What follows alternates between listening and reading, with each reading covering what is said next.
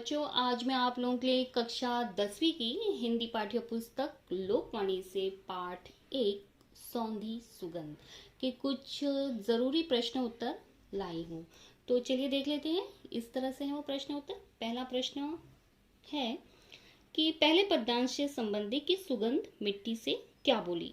तो इसका उत्तर इस तरह से है कि बादल बरस गया। दूसरा, धरती ने आंखें खोली। दूसरा प्रश्न है बच्चों, मेघों के बरसने से कौन से परिवर्तन हुए। उसका उत्तर इस तरह से है, मिट्टी से सौंधी सुगंध आने लगी थी।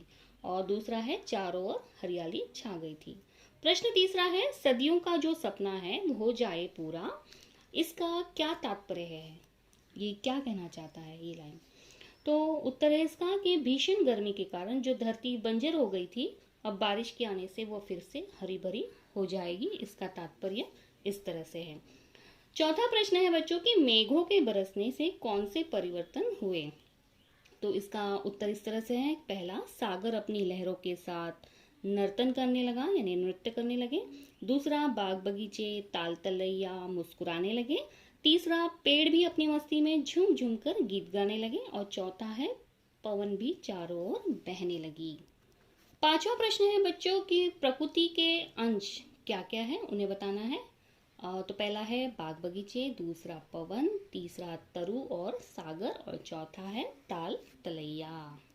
छठा प्रश्न है बच्चों कि दूसरे पद्यांश से संबंधित है कि सुगंध जो मिट्टी से बोली। तो क्या बोली सुगंध मिट्टी से।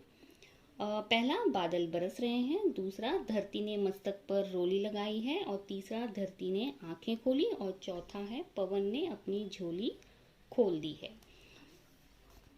बच्चों, इस पद्यांश से संबंधित एक मैंने सोमत अभिव्यक्ति रखी है। वो इस तरह से है कि मनुष्य जीवन में वर्षा का महत्व, इस विषय पर अपने विचार लिखिए। तो आप लोगों को पता ही होगा कि आपके जीवन में वर्षा का क्या महत्व है, उसे ही बताना है। तो वो इस तरह से है कि जैसे हमारा भारत देश एक कृषि प्रधान देश है, आप लोग सभी जानते ही हैं।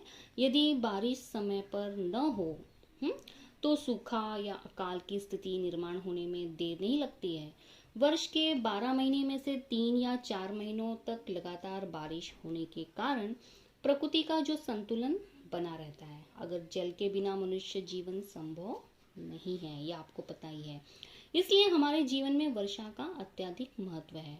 वर्षा का मौसम जो तपती गर्मी से हमको राहत दिलाता है और बारिश की बूंदें धरती के बढ़े हुए तापमान को अपने अंदर समा लेती है। वर्षा काल में लोग वर्षा का आनंद लेने के लिए कई बार आप लोग देखते होंगे पिकनिक मनाने चले जाते हैं। वर्षा में सूखे हुए तालाब, कुएं और नदियां फिर से भर जाती हैं। इस कारण पूरे वर्ष तक मनुष्य को पीने के लिए पानी हमेशा उपलब्ध रहता है। तो इस तरह से है कि मनुष्य जीवन में वर्षा का महत्व इस प्रकार है। आप लोग इसे अपने सोमत रूप में अपनी ओन लैंग्वेज में भी इस तरह से लिख सकते हैं। बच्चों, इस पद्यांश से संबंधित कुछ समानार्थी शब्द हैं जो आप लोगों के यहाँ अक्सर पूछे जाते हैं परीक्षा में। वो इस तरह से, मधुमास यानी वसंत ऋतु को कहा गया है। पुष्प, फूल, आस, आशा, नथ, विनीत, मेघ, बादल, मोर यानी मयूरा, मृदा, माटी और ख्वाब यानी सपना। और थोड़े से वचन बदलिए दिए हुए हैं, वचनों को बदलना है। यहाँ पर आप लोग बहुत ध्यान दीजिएगा। सदी यानी सदियाँ, हरियाली यानी हरियालियाँ, टोली टोलियाँ, आंखें आँख, बोली बोलियाँ, रोली रोलियाँ, झोली झोलियाँ, बगीचा बगीचे।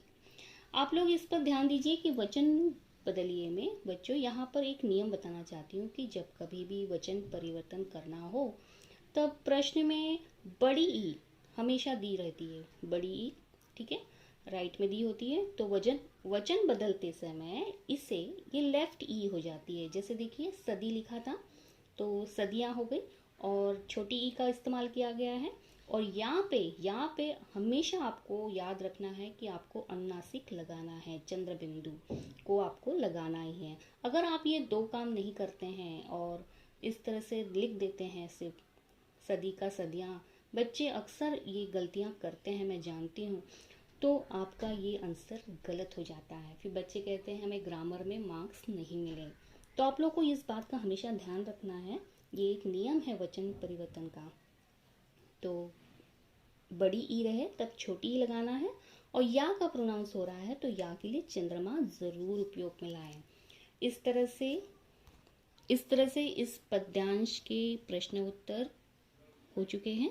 आप लोग की परीक्षा की दृष्टि से आपको बहुत ही काम आएंगे, और आप लोग देख लीजिए, आपके मित्रों को भी इसे शेयर ज़रूर करें, उन्हें भी काफ़ी लाभ होगा इससे। और जो बच्चे नए हैं मेरे चैनल में, उनका मैं स्वागत करती हूँ, और वे लोग ज़रूर इस चैनल को शेयर करें, सब्सक्राइब करें, और अगर मुझसे कुछ त्रुटि हो गई हो तो मुझे कमेंट भी ज़रूर करें। तो बच्चों, उम्मीद करती हूँ कि ये मेरा छोटा सा प्रयास है आप लोगों को बहुत ही उपयोगी सिद्ध होगा परीक्षा की दृष्टि से। तो फिर मिलते हैं अपने अगले वीडियो में, तब तक के लिए धन्यवाद। Go and subscribe to my channel. Also press the bell icon.